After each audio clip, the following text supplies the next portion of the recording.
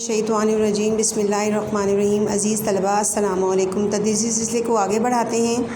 तदरीसी सिलसिला नंबर है 28। तारीख़ है हमारे पास 16 सितंबर 2020। दिन है हमारे पास बुध का।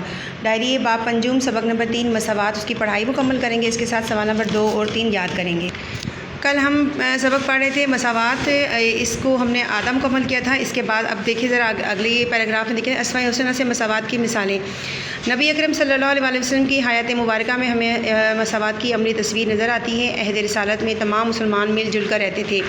आका और ग़ुलाम में कोई तकसीम नहीं थी। ग़ुलाम और सरदार एक ही महफिल में बैठते थे। हज़रत अबू बकर सिद्दीक़ उमर रज़ी अल्लाह तआला अन्हा और हज़रत उस्मान अली रज़ी अल्लाह तआला अन्हा के साथ महफिलों में हज़रत सलमान फ़ारसी और हज़रत सुहेब रूमी रज़ी अल्लाह तआला अन्हा बैठते दिखाई देते थे। हज़रत बिलाल बिन रबाह रज़ी अल्लाह तआला अन्हा हबशी ग़ुलाम थे, लेकिन हज़रत उमर फ़ारूक रज़ी अल्लाह तआला अन्हा उन्हें सैयदना यानी हमारे आका कहकर पुकारते थे। नबी अकरम सल्लल्लाहु अलैहि वसल्लम ने हज्जतुल विदा के मौके पर यानी जो आखिरी हज का खुतबा दिया था, उसके मौके पर अपने खुतबे में लोगों को मसावात ही का दर्ज दिया। आप सल्लल्लाहु अलैहि वसल्लम ने फरमाया, लोगों, तुम्हारा रब एक है, तुम्हारा बाप एक है, तुम सब आदम अलैहिस्सलाम की औलाद हो और आदम अलैहिस्सलाम मिट्टी से बने थे। इसलिए किसी अरबी को अजमी पर और किसी अजमी को अरबी पर, काले को गोरे पर और किसी गोरे को काले पर कोई फजीलत हासिल नहीं। अगर फजीलत है तो वो सिर्फ़ तकवा की बुनियाद पर, यानी वो कितना परहेज़गार है। इसी तरह से आगे देखें, लिखा हुआ है कि नबी अकरम सल्लल्लाहु अलैहि वसल्लम की हयात मुबारका यानी ज़िंदगी से मसावात की चंद मिसालें जो है वो यहाँ नीचे नज़र आ रही होंगी आपको लिखी हुई। देखें क्या लिखा हुआ है कि ग़ज़वा बदर के मौके पर सवारियाँ कम होने की वजह से एक एक ऊँट 3-3 आदमियों के हिस्से में आया।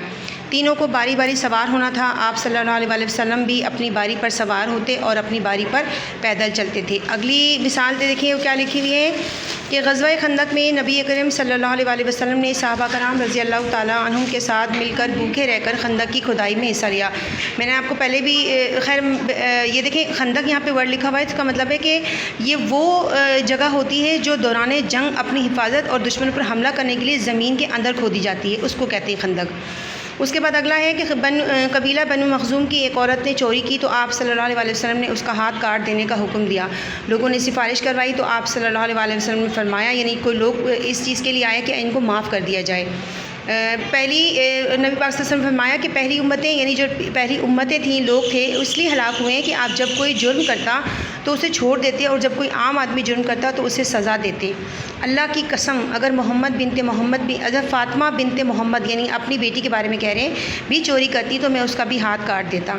इन मिसालों से वाज़े होता है कि इस्लाम में मसावात की बहुत अहमियत है और हमारा फ़र्ज़ है कि हम नस्ल और बरादरी की बुनियाद पर लोगों में फ़र्क ना करें, यानी कि इस चीज़ को हम फ़र्क ना रखें कि ये किसी और नस्ल का है, ये किसी और बरादरी का है, बल्कि सबको यकसा इज़्ज़त और एहतराम दें, क्योंकि इज़्ज़त देने में ही इज़्ज़त है। अल्लाह ताला हमारा पढ़ा हुआ कबूल करे और हमें इन चीज़ों पर अमल करने की तौफ़ीक़ अता फ़रमाए। हमारा सवाल नंबर 2 था कि सीरत तैयबा से मसावात की मिसालें दी। अभी दौरान पढ़ाई हमने अल्हम्दुलिल्लाह इसको मुकम्मल किया है कि हयात तैयबा से मसावात की मिसालें। देखिए लिखा हुआ है कि नबी अकरम सल्लल्लाहु अलैहि वसल्लम की हयात मुबारका से मसावात की मिसालें दर्ज झेल हैं। पहली मिसाल हमें कहाँ नज़र आती है? ग़ज़वा बदर में। ग़ज़वा बदर के मौके पर सवारियाँ कम होने की वजह से एक एक ऊँट 3-3 आदमियों के हिस्से में आया, यानी कि एक ऊँट था और 3 अफराद होते थे।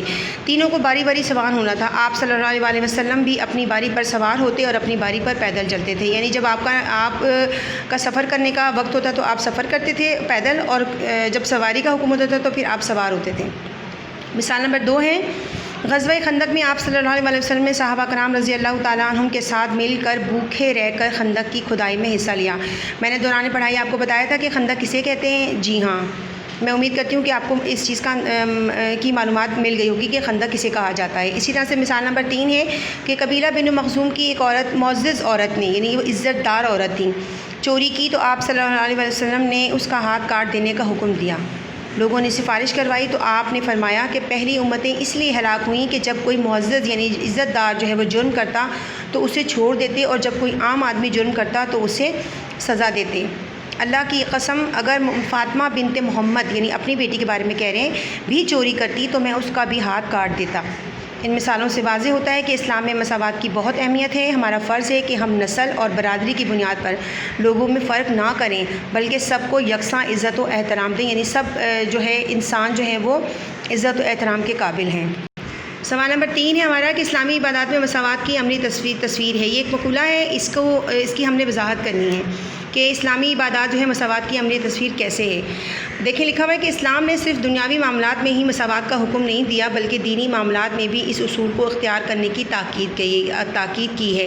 اختیار کرنے کی یعنی اپنانے کی۔ اسلامی عبادات مساوات کی عملی تصویر ہے کیسے؟ جیسے نماز دیکھیں، نماز میں کیا ہوتا ہے کہ نماز اسلام کا دوسرا رکن اور پہلا فرض ہے۔ دن میں 5 دفعہ باجماعت نماز پڑھنے سے مساوات کی عملی تربیت ہوتی ہے، یعنی ہم اس کو عمل کر کے دکھاتے ہیں اور سب مل کر کرتے ہیں ایک ساتھ ہی۔ امیر غریب کالے گورے عالم جاہل سب ایک ہی صف میں نماز پڑھتے ہیں، یعنی صف کا مطلب رو، یعنی جو نمازی نماز سے پہلے جو لائن بناتے ہیں اس کو کہا جاتا ہے۔ اسی طرح سے روزہ ہے، روزہ دین اسلام کا تیسرا رکن اور دوسرا فرض ہے۔ روزہ بھی مساوات کا درس دیتا ہے، سب مسلمان ایک مقررہ مہینے میں ایک ہی وقت پر روزہ رکھتے اور کھولتے ہیں، یعنی سب مسلمان، یہ نہیں کہ کوئی غریب ہے کوئی امیر ہے تو وہ اس کا ٹائم الگ ہے اس کا وقت الگ ہے، ایسا کچھ نہیں، بلکہ ایک ہی وقت میں سارے روزہ رکھتے بھی ہیں اور تمام لوگ جو ہیں روزہ کھولتے بھی ہیں۔ اسی طرح سے حج ہے، حج دین اسلام کا 5واں رکن اور چوتھا فرض ہے۔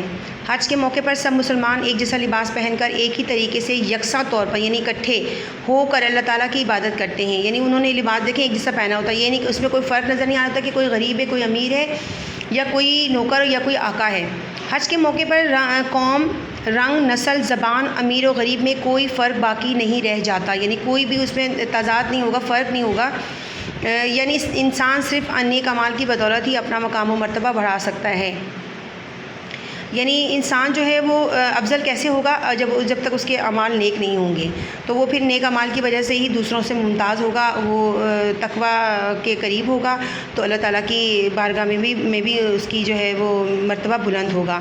اللہ تعالیٰ ہمیں تمام اسلامی عبادات اور دین و دنیا کے تمام ایسے امور جس سے اللہ تعالیٰ راضی ہو جائے ہمیں کرنے کی توفیق عطا فرمائے، آمین اللہم آمین۔ السلام علیکم ورحمۃ اللہ وبرکاتہ۔